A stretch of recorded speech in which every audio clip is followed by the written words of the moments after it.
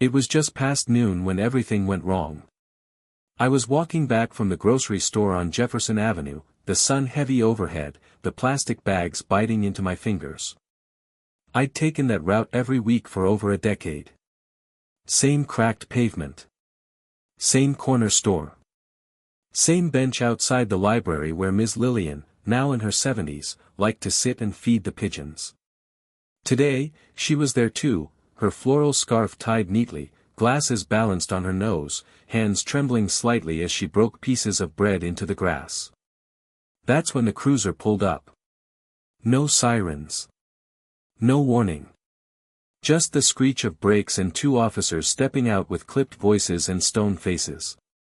"What are you doing here, ma'am?" the taller one asked. Ms. Lillian looked up, confused. "Feeding the birds, same as always." The other cop, stockier and younger, stepped forward and said, "We got reports of someone loitering, matching your description." She blinked. "I live 3 blocks from here. I'm not loitering, I'm sitting." I was still standing with my bags across the street, frozen. I knew Ms. Lillian. Everyone on Jefferson knew her. She was quiet, sweet, always polite. What happened next took seconds, but it felt like slow motion. The younger officer reached for her arm, yanking her up far too hard. She cried out, stumbling. Her cane fell. The bench rattled. "Don't resist," he snapped, even though she clearly wasn't. He shoved her. She fell. I heard her head hit the sidewalk. A dull, sickening crack. People around gasped. A woman screamed. I dropped my bags and ran. "She's bleeding," someone yelled. The older officer bent down, suddenly frantic. The one who shoved her took a step back, his face pale, like he'd just woken up from a fog. "What did you do?" I shouted. The officer didn't answer. But then I heard someone else behind me. A low, steady voice that cut through the panic. "What the hell is going on here?" I turned. And saw him. Dressed in a suit, badge already in hand, expression carved from granite. Ms. Lillian's son. And from the look on his face, the officer who shoved her was about to understand just how badly he'd messed up. The crowd parted around him like water breaking around a rock. He moved with purpose, tall, broad-shouldered, eyes sharp and burning. His tailored charcoal suit clung neatly to his frame, the kind you don't buy off the rack. But it wasn't the suit that froze the air. It was the badge he held up, federal issue. Not local. Not state. Higher. "Special Agent Marcus Hale, Department of Justice," he said coldly, stepping past me and kneeling beside his mother. The stocky officer, Officer Kellen, I would later learn, took an uncertain step backward. "Sir," she was resisting. Resisting what? Sitting on a public bench she's used for 15 years. Marcus didn't even look up as he gently cupped the back of his mother's head. "She's bleeding. You used force on a woman twice your age. A retired schoolteacher. And for what? Feeding birds." Officer Kellen looked like he wanted to melt into the asphalt. The older officer, Sergeant Moore, raised his hands. "Agent Hale, let's not escalate. You escalated the moment your partner laid hands on my mother," Marcus snapped, finally standing. He towered over them both. "You see a woman sitting quietly and somehow that turns into a threat worth shoving to the ground?" "I didn't know who she was," Kellen muttered. "No," Marcus said, voice tightening, "you didn't care who she was." Paramedics were arriving now, pushing through the onlookers. They knelt beside Ms. Lillian, who was conscious but dazed, her eyes blinking slowly beneath the shade of her scarf. One medic took her vitals, another checked the gash near her temple. Marcus moved aside, jaw clenched tight enough to crack teeth. "You better call your precinct," he said, still addressing Sergeant Moore. "And you better tell them that your officer just assaulted the mother of a federal agent. I want your body cam footage, your names, your reports, all of it. And I want them now." Sergeant Moore went pale. But, Kellen started. You put your hands on a civilian without cause. You violated protocol. You caused bodily harm. You think a badge gives you immunity from consequence? You don't know who you're dealing with. Kellen's voice cracked.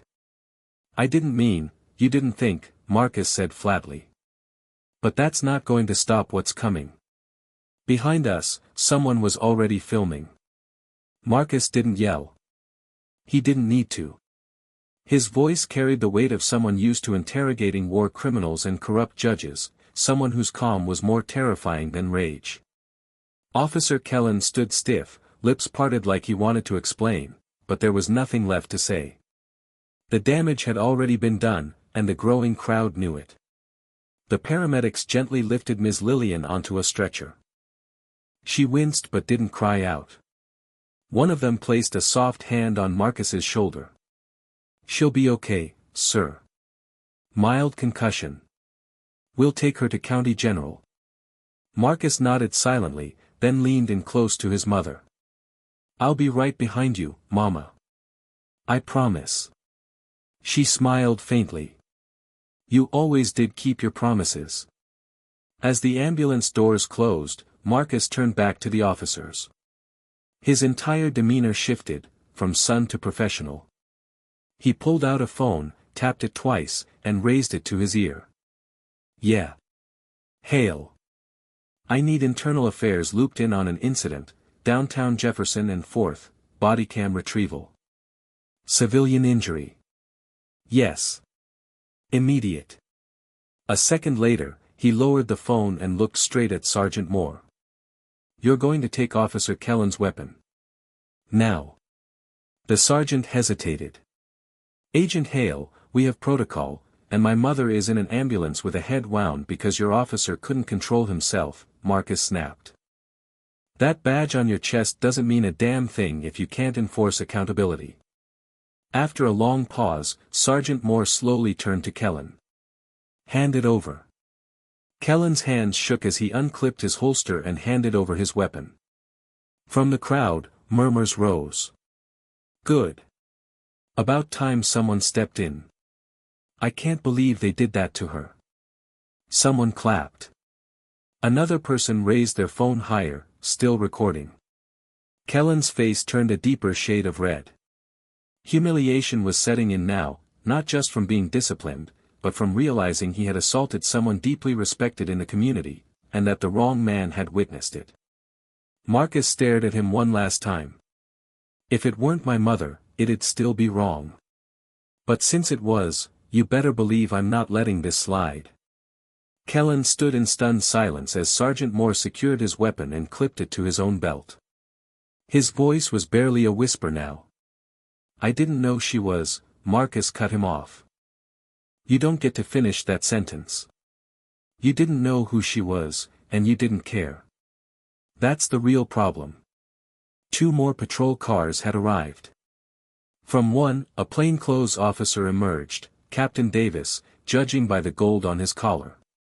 He looked from the shaken crowd to the officers, then to Marcus. What happened here? He asked quickly. Marcus didn't flinch. Your officer assaulted an elderly woman on a public bench. That woman was my mother. She's now in the hospital with a head injury. I'm Special Agent Marcus Hale, Department of Justice. Davis's posture straightened fast. Understood. Is there footage? I expect there is, Marcus said, nodding toward Kellen's chest. Bodycam should still be rolling. Captain Davis turned sharply to Moore. Secure the footage. No one touches it until Internal Affairs gets here.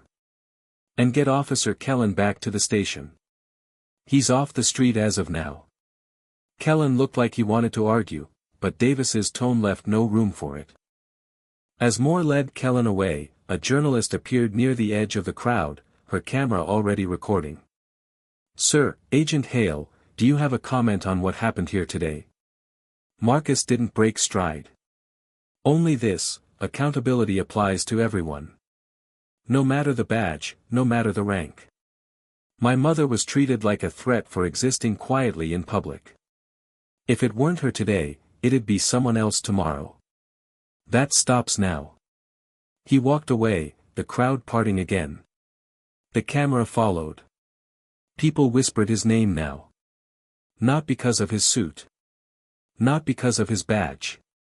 Because he stood up, not just for his mother, but for the principal. And the officer who shoved a fragile woman to the ground?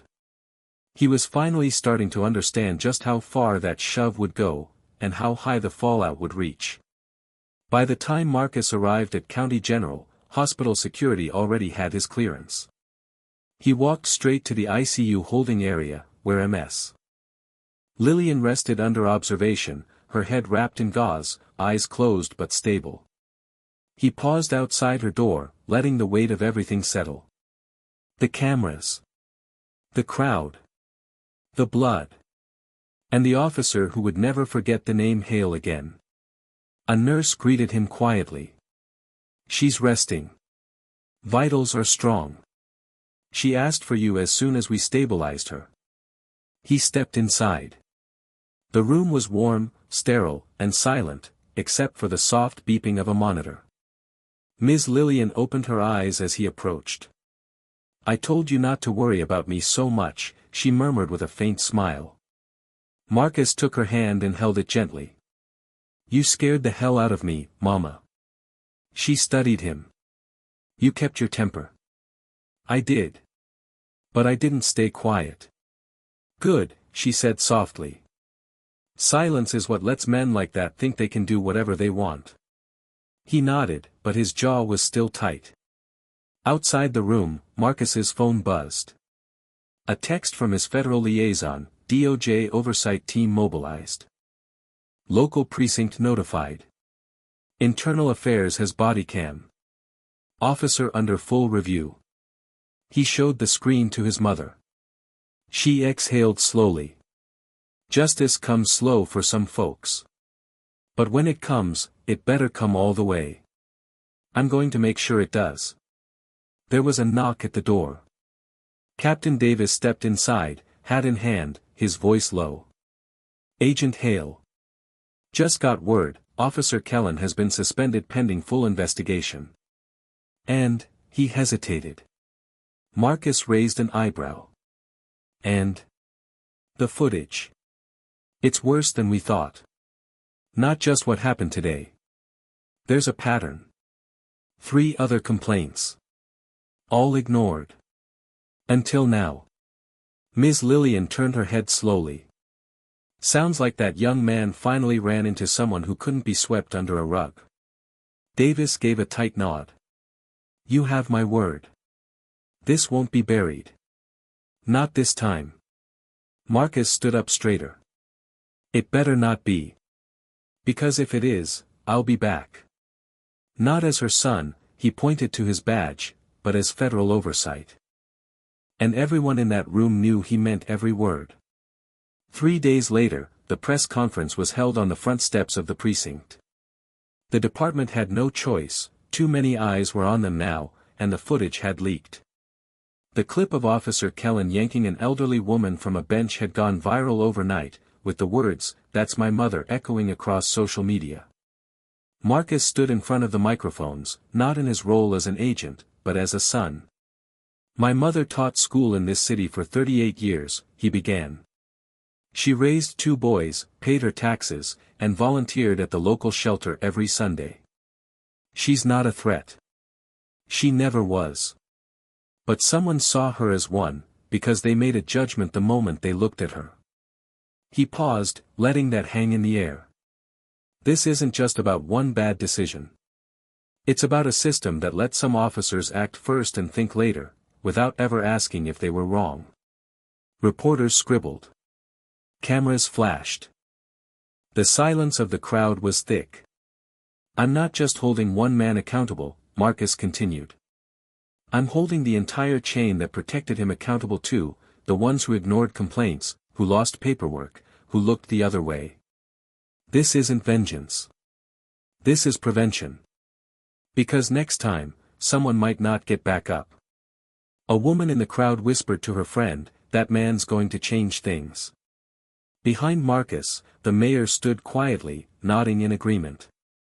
The department had already announced mandatory retraining protocols, independent civilian oversight, and a full audit of past misconduct complaints. Officer Kellen. Suspended. Badge surrendered. Under federal review. And Marcus? He didn't want praise. He didn't want headlines. He just wanted what his mother deserved, dignity. As he left the podium, he passed a small boy sitting with his grandmother near the back. The child tugged her sleeve and asked, "Is that the man who protected his mom?" She nodded. "Yes, baby. That's what real strength looks like." Marcus didn't stop walking. But he heard it. And he smiled. A week later, the neighborhood felt different. Jefferson Avenue, once just another cracked sidewalk in a forgotten part of town, now felt like something more. The bench Ms. Lillian once sat on had fresh flowers beside it, placed there by strangers. A small, laminated photo of her smiling face fluttered in the breeze, pinned gently to the armrest. And for the first time in a long time, people stopped to sit beside it. Not out of fear. But out of respect. Marcus walked beside his mother, one arm supporting her carefully as they returned from the hospital for the first time. The bandage was smaller now. The bruising had faded. But her strength? That had never left. As they reached the bench, she paused. "I never thought a little spot like this would matter so much," she said, lowering herself slowly onto the wood. Marcus smiled. "You made it matter. Just by showing up every day." Across the street, a cruiser was parked, different officers inside. One stepped out and gave a quiet nod to Marcus. A gesture of acknowledgement. Of understanding. He returned it. The system hadn't changed overnight. But something had shifted. A warning had been sent. And more importantly, a message had been heard: you never know who someone is, or who they're connected to. And if your authority makes you reckless, someday, it will catch up to you. That message would travel further than any badge could reach. As the sun dipped lower and Ms. Lillian leaned her head on her son's shoulder, a group of young kids rode by on bikes and waved. "Hey, Agent Hale." He waved back, chuckling. "Just Marcus today." "No," his mother whispered, smiling, "you're always more than just Marcus now." The birds fluttered in the trees. The bench creaked. And for the first time in days, peace returned, not because justice had been served perfectly, but because it had started. Though the headlines faded over the next few weeks, the impact didn't. Local precincts across the city began quietly reviewing their internal protocols. Officers were pulled in for retraining, not just in tactics, but in perception. In empathy. In learning that strength wasn't about dominance, but about discretion and respect. Meanwhile, community leaders began organizing. Not protests, but partnerships. Inspired by Marcus Hale's stand, a coalition was formed between federal oversight and local neighborhoods. They called it the Hale Standard, a model for how citizen treatment should be measured, monitored, and protected, regardless of appearance or age. Marcus didn't seek the spotlight. He turned down interviews. Declined talk shows. But the DOJ tapped him to head a new task force, one focused on early intervention in officer misconduct, before it ever reached the kind of moment that put his mother in the hospital. Back on Jefferson Avenue, the bench was now more than a seat. It had become a symbol. A plaque had been added, in honor of Ms. Lillian Hale, who sat with grace, and stood for dignity. People took photos with it. Sat beside it in silence. Parents told their children her story, and reminded them what could happen when courage met consequence. And Officer Kellen? He never returned to duty. The investigation uncovered enough to justify not just his dismissal, but a broader inquiry into how misconduct had been allowed to fester unchecked. He had underestimated an old woman. But more than that, he had underestimated the reach of a son who loved her enough to take on the whole system. Justice didn't roar. It whispered. And the whole nation still heard it. Months passed. Seasons changed. But the story of what happened on Jefferson Avenue became a case study across the country, taught in training seminars, discussed in city council meetings, even referenced in legal classrooms. It wasn't just about misconduct anymore. It was about the consequences of assuming power without conscience. Marcus Hale's name became shorthand for a new kind of leadership. Quiet. Relentless. Rooted in love for one person, but destined to protect many more. Ms. Lillian, once just the lady who feeds the birds, was invited to speak at her old elementary school. She stood before a room full of fourth graders, some of whom had only seen her face in viral videos or newspaper articles. "I didn't fight back with my fists," she told them, "but my son did, with the truth. And you don't need a badge or a title to demand respect. You only need to know you deserve it." One little girl raised her hand and asked, "Do you think the officer is sorry now?" Ms. Lillian smiled gently. "I don't know. But what matters more is that others learned from it. That they'll think before they act. That they'll remember we're people first, always." Across the country, more officers started pausing in their decisions, asking questions before reaching conclusions. The DOJ's Hale task force expanded to 5 more cities. Jefferson Avenue became more than a street. It became a turning point. And every now and then, on quiet mornings, you could still find Ms. Lillian sitting on that same bench, now shaded by a new tree planted beside it. Marcus would sometimes sit next to her, his suit jacket folded on his lap, badge still in his pocket. And for all the chaos, the headlines, and the change, they never let the world take away the simple joy of those moments.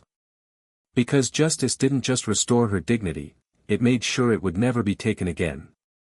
Exactly 1 year later, the community gathered on Jefferson Avenue. Not for protest. Not for mourning. But for celebration. The city had officially named the date Lillian Hale Day, honoring the quiet woman whose mistreatment had sparked a wave of systemic reform, and the son whose calm resolve reshaped accountability.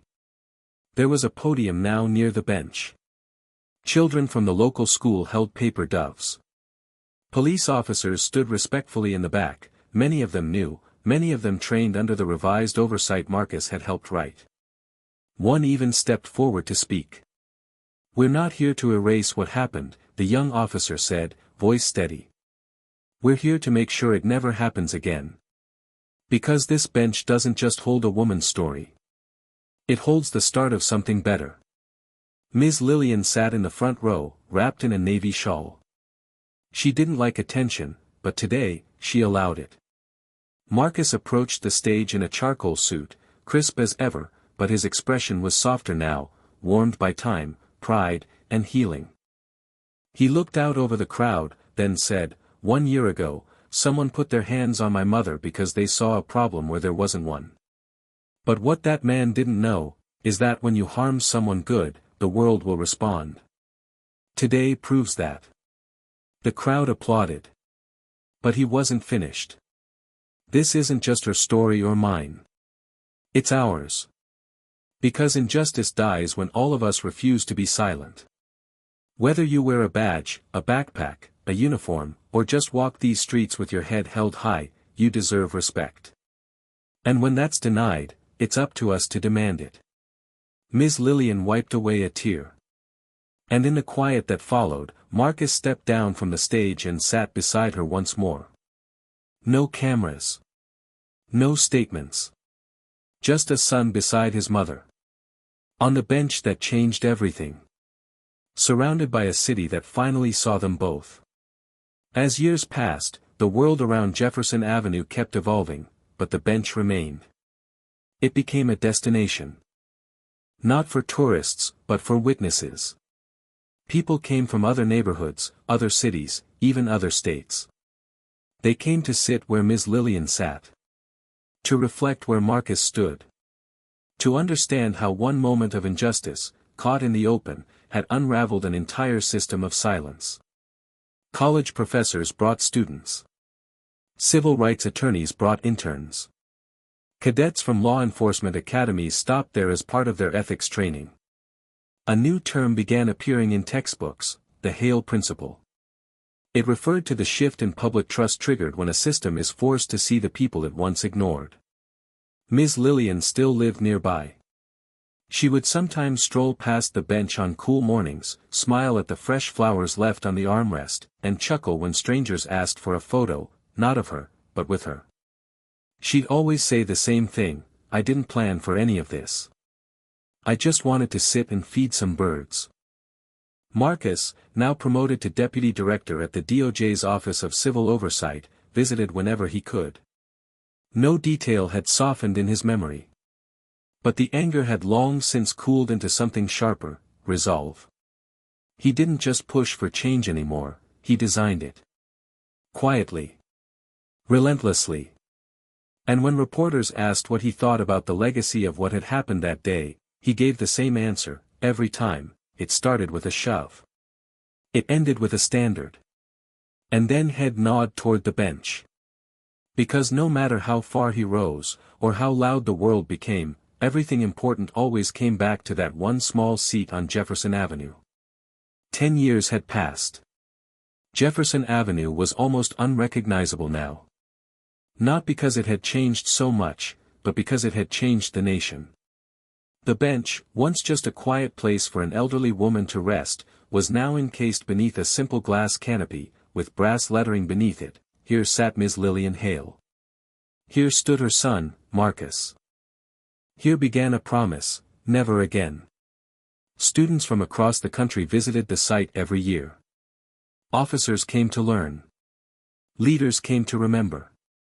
And families came simply to feel what justice, when not delayed, could actually look like. Marcus Hale stood in front of it again now, silver streaks in his hair, yet every bit as composed as that day a decade earlier. He wore a new badge, Director of National Civil Accountability, but in his pocket was the original one. The one he flashed the day his mother hit the pavement. He still kept it close. Ms. Lillian had passed peacefully 2 years before. Her funeral drew thousands. Even the president attended quietly. And though her chair at the annual memorial was now empty, her presence was everywhere, in the flowers, the silence, the strength in the eyes of those who now knew better because she lived through what they read about. Marcus stepped up to the podium one final time. 10 years ago, he said, voice steady, I held my mother's hand in the back of an ambulance and promised her 2 things. 1, that she'd never be forgotten. And 2, that what happened to her would matter. That it would mean something. He looked out over the crowd, community members, DOJ staff, children holding sunflowers. He nodded. And it has. Not because of me. Because of all of you. Because every officer that took that new oath. Every citizen who stood up when it was easier to stay silent. Every young person who now expects better. That's what keeps her alive. He stepped back. The sun caught the glass over the bench just right, casting a golden reflection across the faces of those watching. A soft wind blew. Somewhere, a single bird landed on the bench's edge, just for a second, before fluttering away. The moment was quiet. Peaceful. Complete. Justice had started with a mother. But it lived on through a nation.